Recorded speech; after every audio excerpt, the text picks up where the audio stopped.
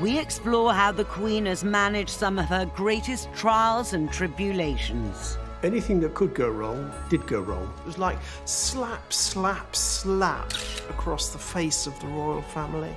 From scandal and disaster... The flames seem to be 200 feet high. She's standing there, this small figure in a raincoat. You could see it in her face. The emotion was palpable. To tragedy and murder. My brother and I were at the castle, and we actually heard the bomb go off. We were to smithereens. And of course, there was nothing left. And find out what it takes to be Queen when your family and the nation are tested to the limit. She is. She's getting out of the car. Nobody knew what the reaction was going to be. It was a very dangerous time for the royal family. Being queen, being monarch. Grenfell Tower, June 2017. The worst residential fire in the UK since World War II. 72 people were killed. Dozens more were injured.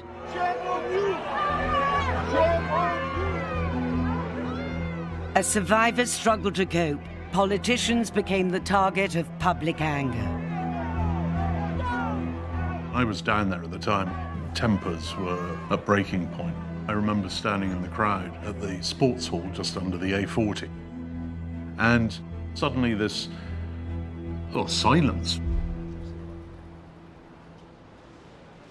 Here was the Queen. It's an appalling sight, she said, after hearing about the flames, but she has clearly noticed how this community has pulled together to help. She was talking to people without any of the protocol and sort of people surrounding her. It was just the Queen, defusing some of the anger and some of the emotion. I think when you have some colossal tragedy or national shock, all the usual responses are there. Anger, incomprehension. And the Queen somehow rises above that. When she appears, it's a different mood. I think it's come over very strongly. It's because the community's been to help. There she is, looking strong, smiling, giving comfort. And that's what the Queen does at times of national tragedy. Just 3 weeks before Grenfell, the Queen had gone to Manchester in the wake of the concert bombing. Throughout Manchester's Children's Hospital, there was a ripple of excitement when news spread this morning of the Queen's unexpected arrival here. The royal family in general, the Queen in particular, are meant to act as national conduits of feeling. So when the Queen turns up at the site of the Manchester bombings at Grenfell Tower, it is as if the whole nation is showing their sympathy, and that perhaps is their function. What the Queen called a wicked act had, she said, brought this city together. Very interesting how everybody has united, haven't they, here? Well, it's been amazing, really. I think the thing with the Queen is that she's always herself. She's not some actress putting on a part. So she's going there because she feels it's her duty to be there. It's a hard row to tread between, on the one hand, being stoical, being brave. You had enjoyed the concert, presumably? Yeah, it was really good. Was it? And on the other, showing that they feel, and perhaps the balance has swung over the Queen's reign. I got to meet her before the concert as well. She was lovely. Really? Yeah. Perhaps at first it was more about showing courage, steadfastness. Now it's a little more about showing feeling. But the important thing is just for the Queen to be there. It's almost like, as the mother of the nation, as she is supposed to be, you just want Mummy to be there in times of national trouble. By rushing to Grenfell and Manchester immediately after those disasters, the Queen got the mood of the nation right. But 50 years earlier, her judgment was not as sure.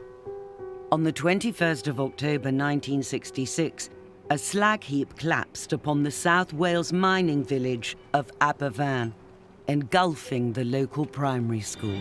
The school lay in the direct path of the disintegrating man-made mountain. 144 people were killed, 116 of them children. Their children were buried in that mud. Mud almost filled the classrooms.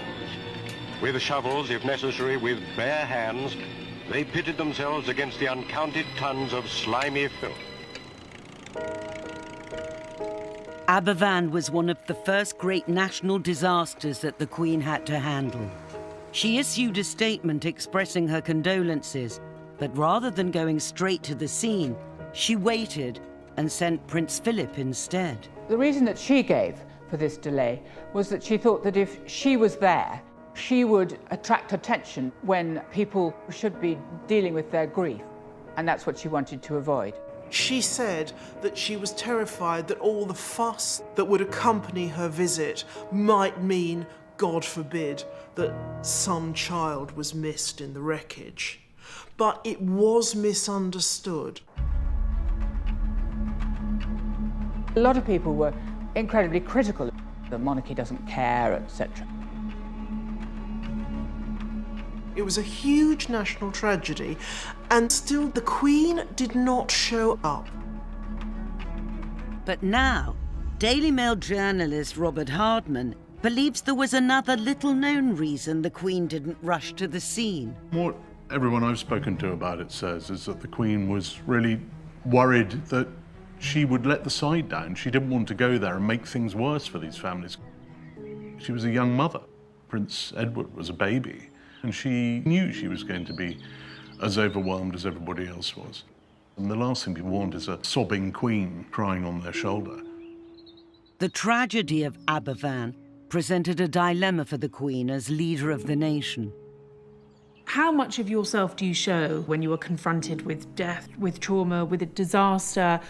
Of course, you don't want to be seen as apathetic, but also we don't want to see the Queen collapse, unable to cope, overcome with emotion at times when we are looking to her to keep the nation together. Finally, 8 days after the tragedy and under mounting criticism, the Queen made the journey to Aberfan to pay her respects. When eventually she did go at the end of the week, you could see she was genuinely moved by the tragedy of it. When she actually arrived, she spoke with families. There was one woman who'd lost 7 members of her family, and the Queen just sat with her, quietly, saying nothing for half an hour. That was the Queen showing her humanity. The occasions when you see the Queen display her grief, those occasions are very few and far between. But you really do see that emotion in her face.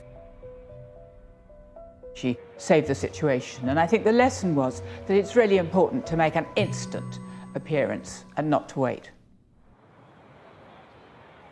The Queen learned from her mistake at Aberfan. Over the past 50 years, she's worked hard to make up for it, returning to the village 4 times to meet bereaved families. I think if you ask anyone who's worked with the Queen a long time to name her regrets, one that usually pops up is Aberfan. The Queen said that she has to be seen to be believed. It's one of her favourite mottos. But she has also to be seen to feel, to care.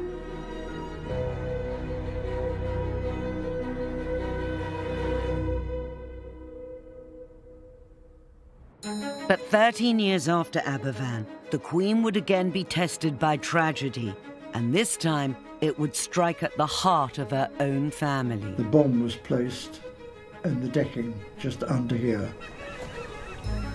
We saw the police rush back. There was utter mayhem.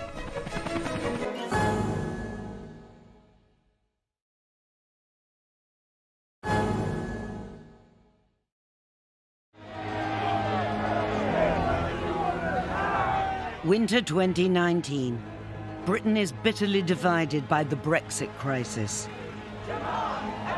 On the 24th of January, the Queen makes a telling speech, to the Sandringham branch of the Women's Institute that's read as an allusion to Brexit. She talks of the importance of respecting the other person's point of view, seeking out common ground, and never losing sight of the bigger picture. This is the stuff of what being a sovereign is, uniting rather than dividing. It'd be very interesting to know what the Queen thought about Brexit. But she has transcended all that. The monarchy should be a unifying factor. People up and down the country admire her. Even Republicans admire her. They may dislike the principle, but they cannot fault the woman. She is all things to all man, and that really works. In a divided country, it often falls to the monarch to lead the work of reconciliation. But some of the most painful conflicts the Queen has had to deal with have been within her own family. It is fitting that here the present Queen should meet the Duke and Duchess of Windsor.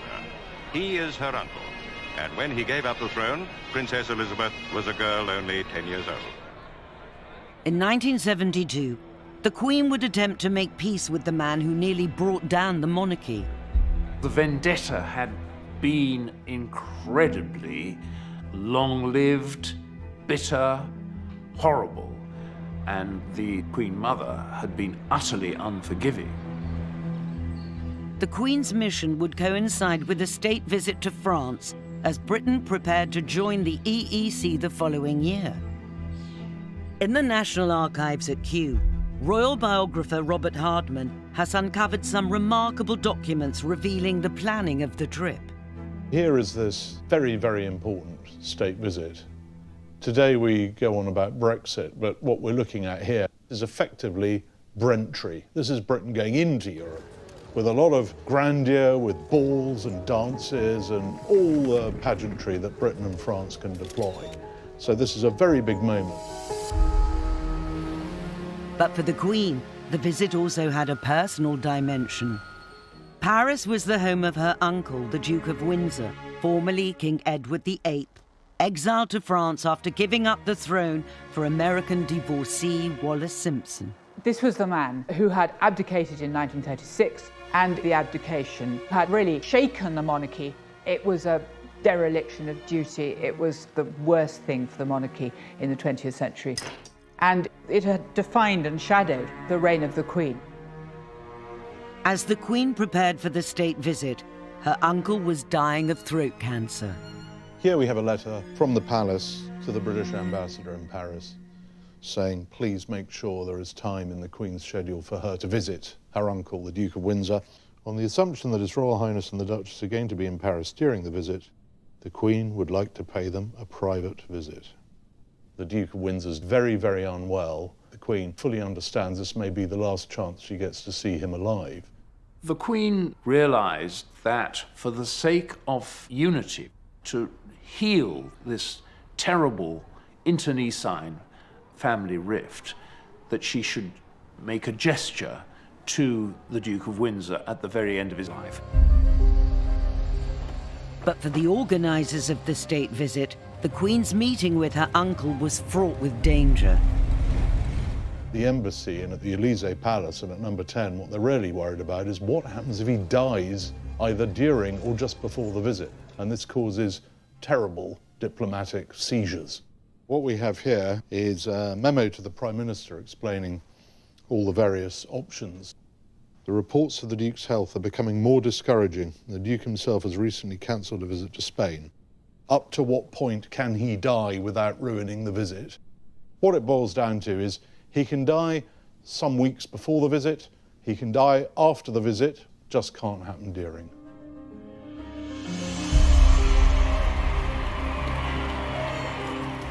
Finally, on the 18th of May 1972, the Queen, together with Prince Philip and Prince Charles, arrived at her uncle's home in the west of Paris and was ushered upstairs to the Duke's private sitting room.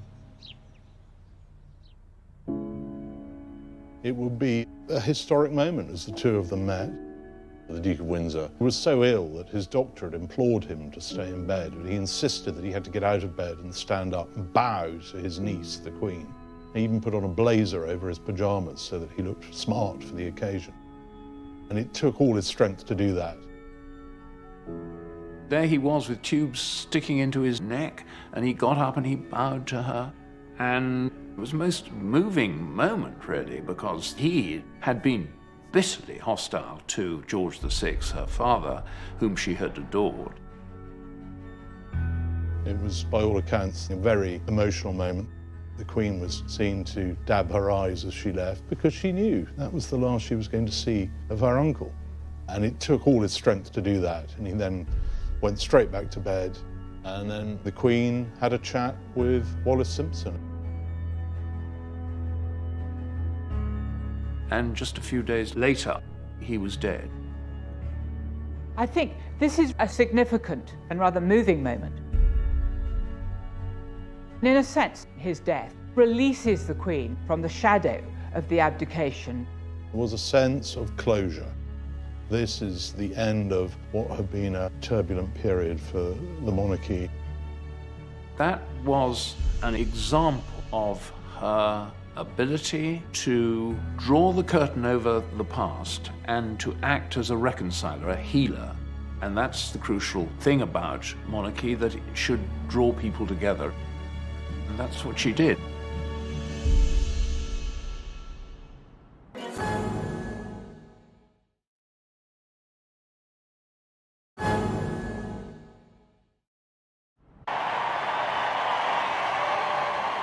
Over the course of her reign, the Queen has acted as a unifying force for the nation.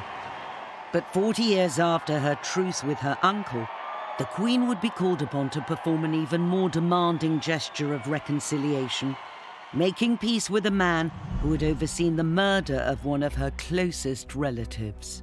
Lord Mountbatten was Prince Philip's uncle, and also a very key player in the political, military, social life of the nation. And he was very close to the royal family. He was, after all, great uncle to Prince Charles, who worshipped him. Every August, however, Mountbatten was off the royal scene, gathering with his immediate family at their summer holiday home, Classiebawn Castle in the northwest of Ireland. The whole coast was so remote, quiet. It was blissful. It was one of the most enchanting places in the world. William Evans was Mountbatten's valet for 10 years and remembers his boss's love for the castle and its location. First morning of the holiday, he couldn't wait to get out to sea. Every second that we had was spent out lobster fishing. Shadow 5, my grandfather's fishing boat, was incredibly simple. There were no frills whatsoever, and he loved it. India Hicks, Lord Mountbatten's granddaughter, has spoken only rarely about the holidays she spent with her grandfather at Classiebawn. He would try and get as many grandchildren as possible to come every single day. And the excitement of when the lobster pot was pulled out of the water and you could smell it, that Irish smell and the salt water and the lobsters. But idyllic Classiebawn is just 18 miles from the border with Northern Ireland, and in 1979 the Troubles were at their height. It is extraordinary that just when tension and violence were at their most acute, Mountbatten still did his summer holiday in Ireland. All the family tried their best, but there was no way they would stop him going to Classiebawn. August the 27th, 1979 was a glorious day. Mountbatten and his extended family, including his daughter and twin grandsons, set out on Shadow 5. But just as they reached open water, tragedy struck. My brother and I were up the castle, and we actually heard the bomb go off. We saw the police rush back for their binoculars. There was utter mayhem. The bomb was placed in the decking just under here, which is just close to where the steering wheel is. This is exactly as the Shadow 5 would have been coming out of the Black Rocks. Lord Mountbatten's on the wheel. And up above is the coast road, where the terrorists were waiting to remotely control the bomb, blew it to smithereens. Of course, there was nothing left. Lord Mountbatten, one of his twin grandsons, 14-year-old Nicholas Knatchbull, and a 15-year-old crew member, Paul Maxwell, were killed. Another passenger, the Dowager Lady Brabourne, died the next day in hospital. It would be hard to define a more cowardly attack in the annals of high-profile terrorism than to blow up a grandfather with his children out fishing on holiday. The Queen was at Balmoral when she received the news of Mountbatten's death. The twin who was not killed later came up to Balmoral, and he arrived late at night and the whole house was shut up, and the Queen rushes down the corridor to greet him, to sort of, enfold him, if you like. And that's a side of the Queen we don't often see.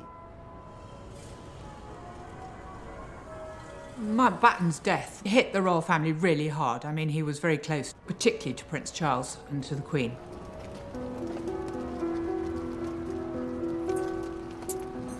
The day of my grandfather's assassination, of course, is embedded in my memory. I was lucky that I was at an age where I was able to get all of the emotion out.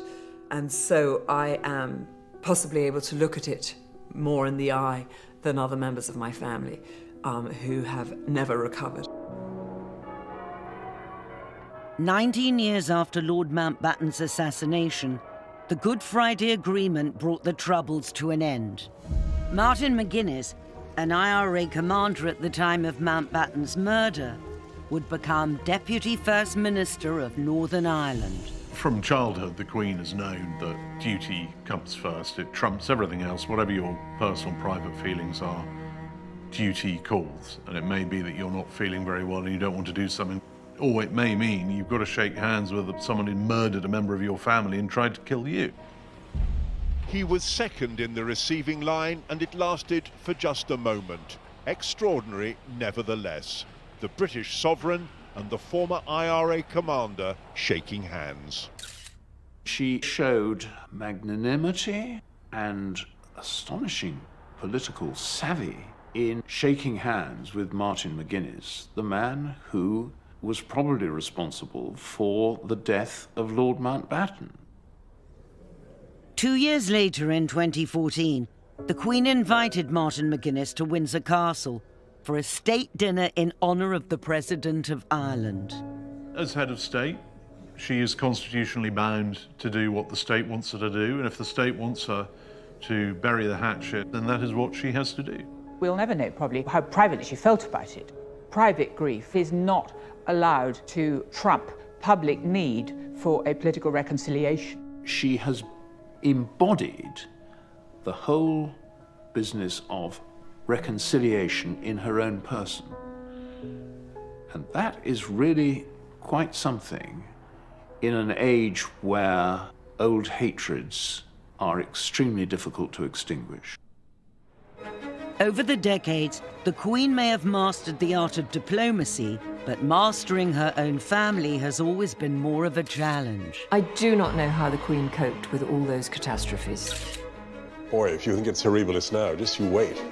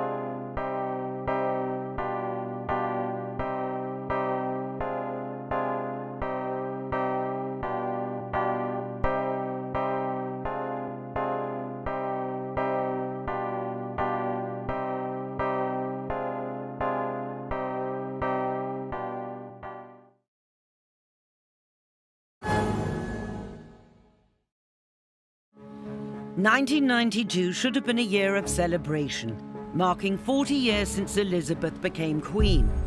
Instead, it would become one of the most challenging years of her reign, when her skills as monarch and mother would be tested to the limit. 1992 was extraordinary. It was month after month, every month, a different scandal. It started in January, those pictures of Fergie and Steve Wyatt. Anne and Mark Phillips announced that they were to divorce. Divorce? Very mirror. Never been mentioned. Then there was the tour of India that was supposed to mark a reconciliation, and instead we saw Diana photographed ostentatiously alone. Andrew and Fergie split up. She's been accused of extravagance, bad taste, and an over-exuberant manner. The Squidgygate tapes, late-night conversation between Diana and her lover, recorded and broadcast to the nation. It was like slap, slap, slap across the face of the royal family. I mean, it just didn't stop. And the paparazzi were out there trying to get the photographs to go with all these stories. Fergie is photographed having her toes kissed by her financial advisor. Papers say the pictures show the truth about his relationship with the Duchess. What is your exact relationship with the Duchess of York? Could you tell me that, please? And they were all at Balmoral when the news broke. And the Queen had to come down to breakfast and see them all reading the papers. Some of the stories were really things you wouldn't have wanted to discuss much with your own family, let alone with the head of state. The Queen herself is reported to have said to a friend, "Where did I go wrong?" One event did more than any other to shatter the picture-perfect image of the royal family: a biography of Princess Diana by journalist Andrew Morton. There was a huge build-up to the Andrew Morton book, and I had an idea of what was coming, but not quite sure what the scale of it was going to be. We were told to batten down the hatches and try and deal with it as best you can. But how do you deal with something that is there in print? The book contained astonishing, intimate revelations about Diana's married life. Diana had spoken via an intermediary to Andrew Morton about the horrors of her marriage, about the coldness of the royal family, about everything that you would never, ever in a million years expect a princess to talk about. It went crazy, it was in Parliament, it was discussed in every television programme. Here were stories about Diana throwing herself down a flight of stairs in front of the Queen Mother, about bulimia, about unfaithfulness in the marriage. Royal advisors love to control as much as they can. Suddenly, here was evidence of a total loss of control. That was the real earthquake behind Morton. The problem that the Queen faced was that the younger generations of royals were not adhering to these high standards that she herself had set, and therefore she was being undermined. In the 1980s and 90s, managing the succession of family scandals would become one of the Queen's biggest tests of judgment. The Queen's style has been laissez-faire. Sometimes I thought too laissez-faire. There were many times when I was working for Princess Diana when I wished that the Queen would intervene more. And I think there were times when a bit more direction from above could have produced a much happier result. Sir Martin Charteris, who was her private secretary, said that the Queen could judge when things were going badly, and she worked to try and put them right. Not so good in taking initiatives, in doing something new. The Queen may have taken a hands-off approach to her family troubles, but later in 1992, she would face a disaster where she could do little more than react. I remember it was a Friday morning, and I got the call that there was a small fire at Windsor. I got a call from a local radio station at about 11:15 asking about the fire. And I said, "What fire?" And I didn't know anything about it. And I jumped in my car and got there in 35 minutes. And there were already something like 400 media outside.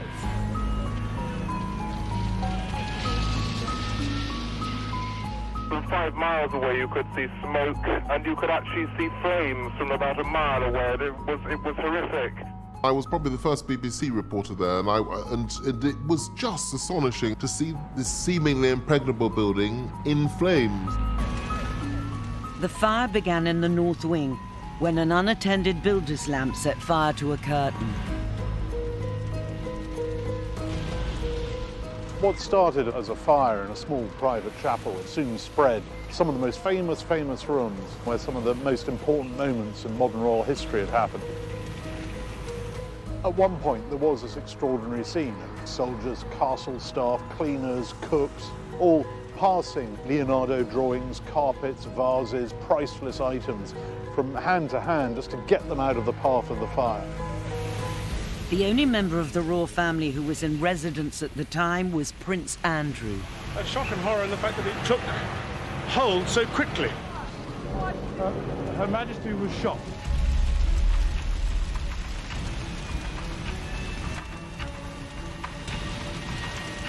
The Queen arrived to see the house which she'd grown up in, the place with so many memories, the place from which her family take their names. And there it was, going up in smoke. At one stage you thought, well, they've dampened it down, and the next thing, the Brunswick Tower right over in the northeast corner was like a chimney with flames shooting out.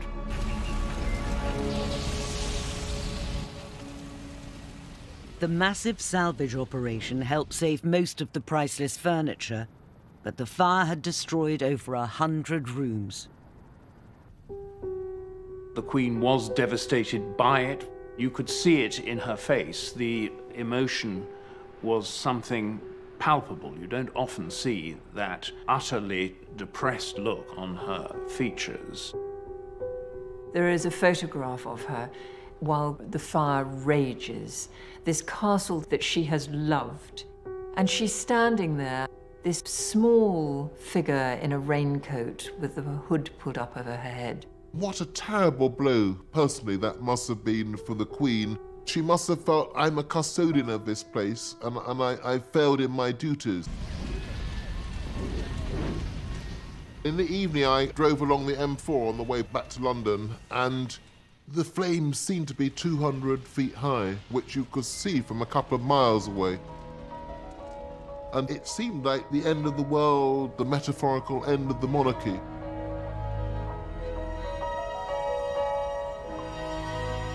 Four days after the fire, the Queen delivered a speech at the Guildhall in London.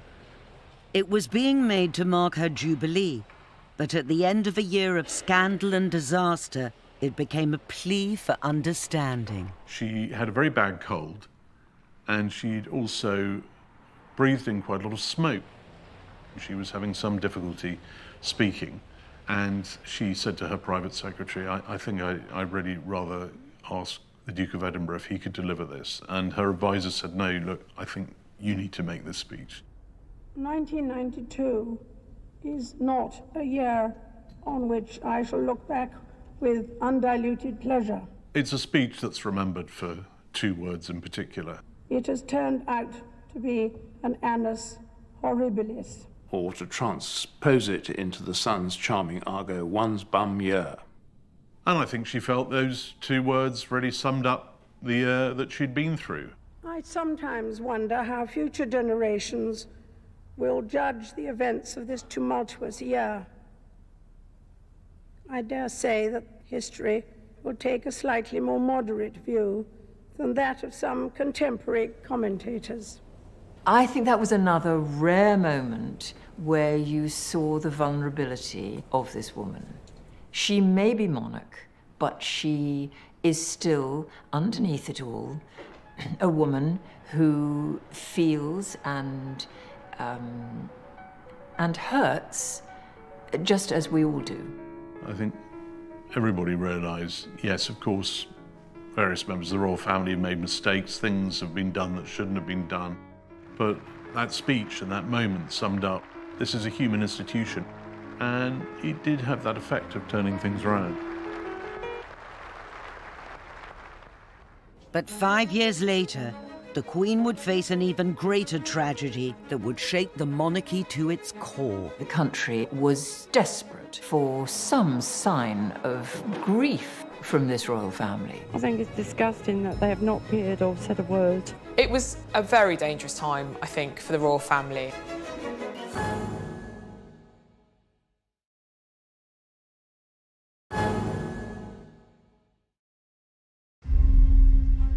On the 31st of August 1997, the Queen was at Balmoral on her annual summer holiday when she was awoken in the early hours of the morning. We have reports from Paris that Diana, Princess of Wales, has been killed in a car accident. They were apparently being pursued by paparazzi on 2 motorcycles. In terms of the death of an individual, it was perhaps the biggest story in the world since JF Kennedy's assassination. And it just was astonishing how many people seemed to be personally affected because she had been this universal, much-loved figure. Diana's death shocked the world. But rather than rush back to London to lead the nation in grief, the Queen remained at Balmoral.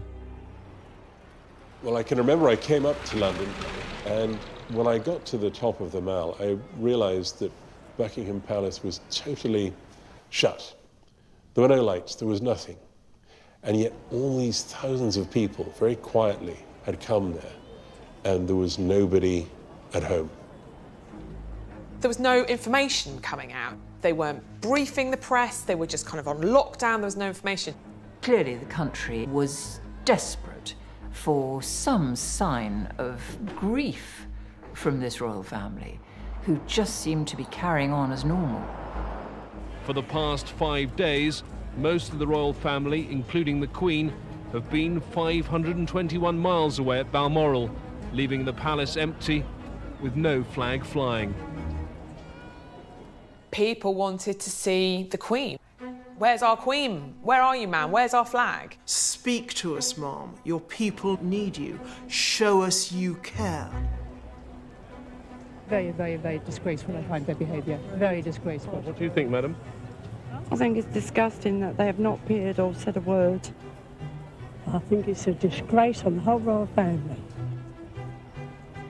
It was a very dangerous time, I think, for the royal family. It was perhaps the single clearest moment in her reign when she and her people were at odds.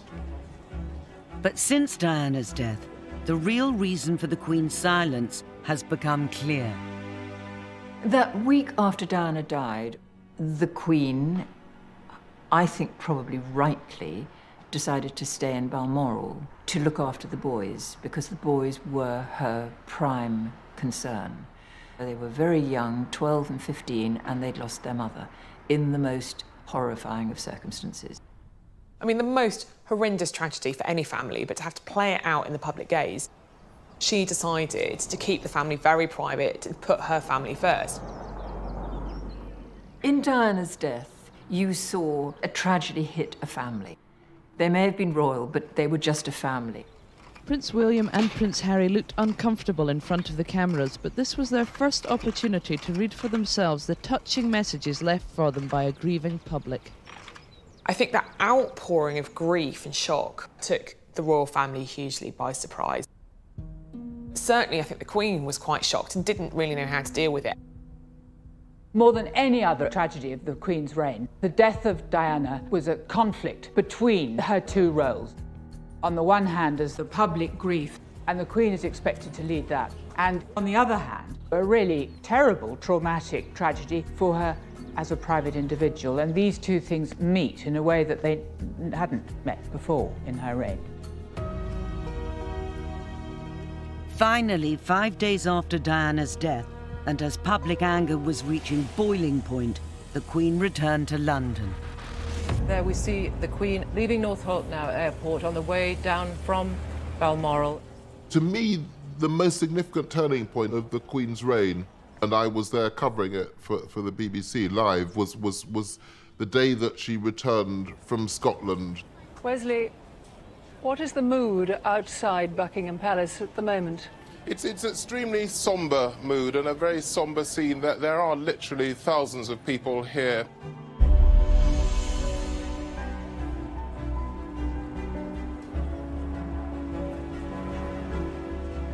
She did two extremely significant things, one of which amazed me, which was that the car came down Constitution Hill with her and the Duke, and the car stops outside the gates of Buckingham Palace.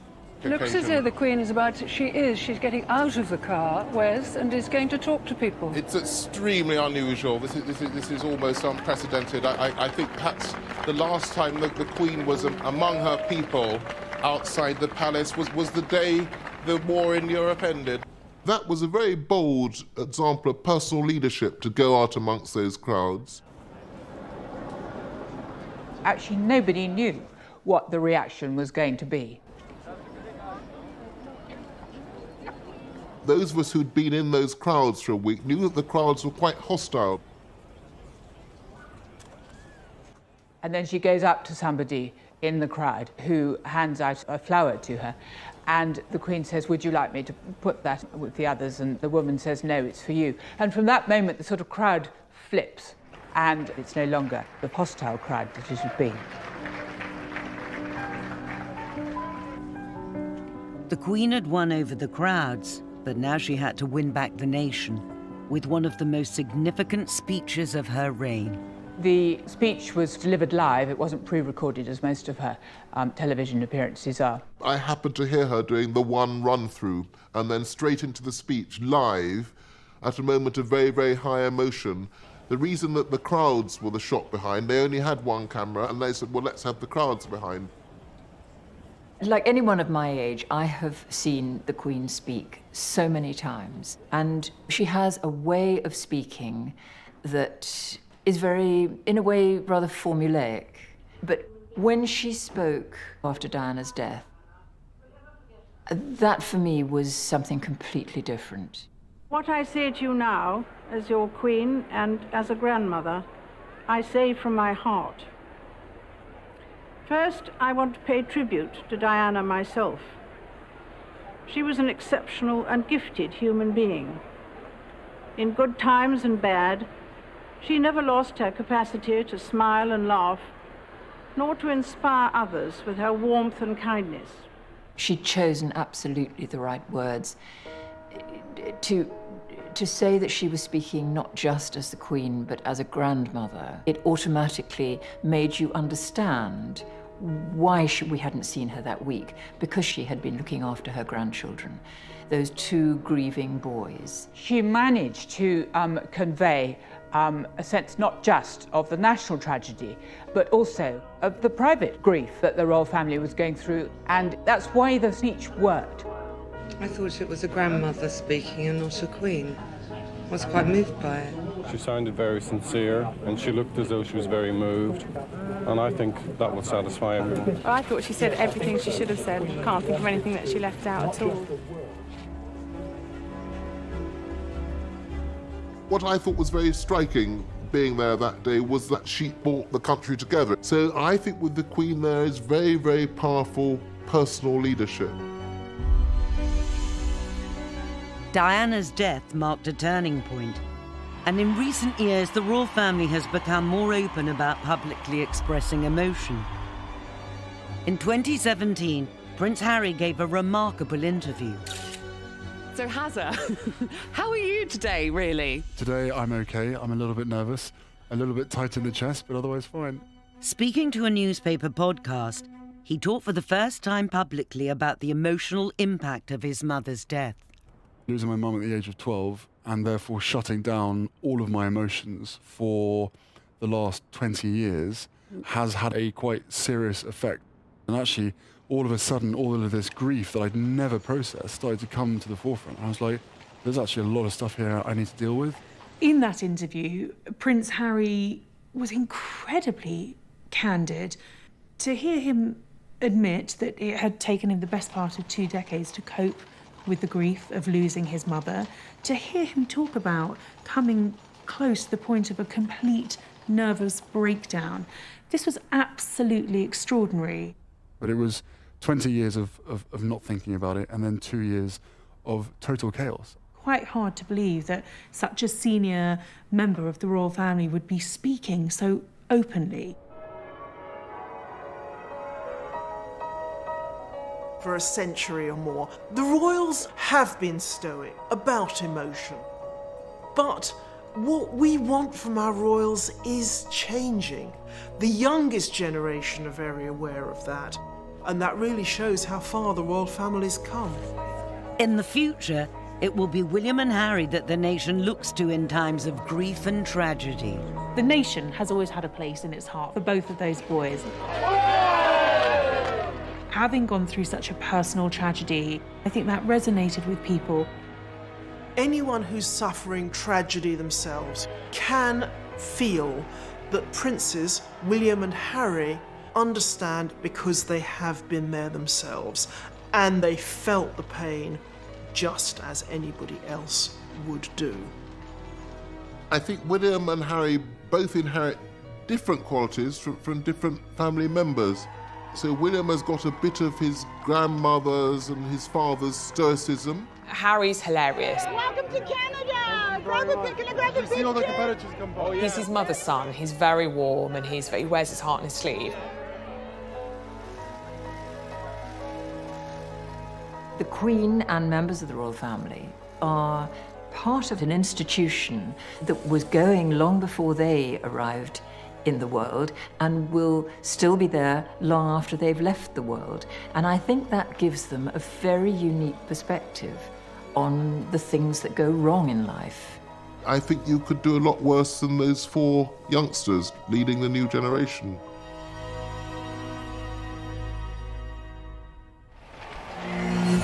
Next time, we examine just what it takes to hold the very top job. She's got a great personality, very much a character. The Queen's discretion is her secret weapon. She very, very, very seldom puts a foot wrong. The Queen puts up with many different people, but Ceausescu was too much for her. She made it quite plain. She's always going to be the most important person in a room, but she doesn't have a sense of importance. One of her favourite jokes is if a phone goes off, she says, "Oh, that must be somebody very important."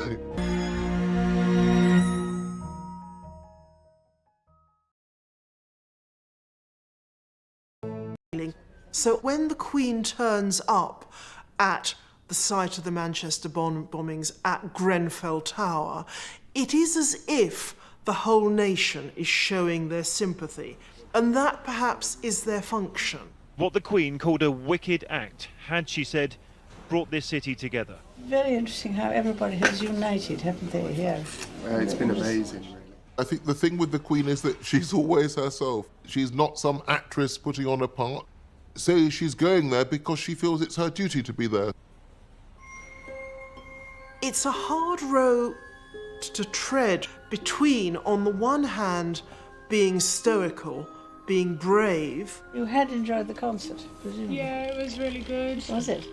And on the other, showing that they feel, and perhaps the balance has swung over the Queen's reign. I got to meet her before the concert as well. She was lovely. Really? Yeah. Perhaps at first it was more about showing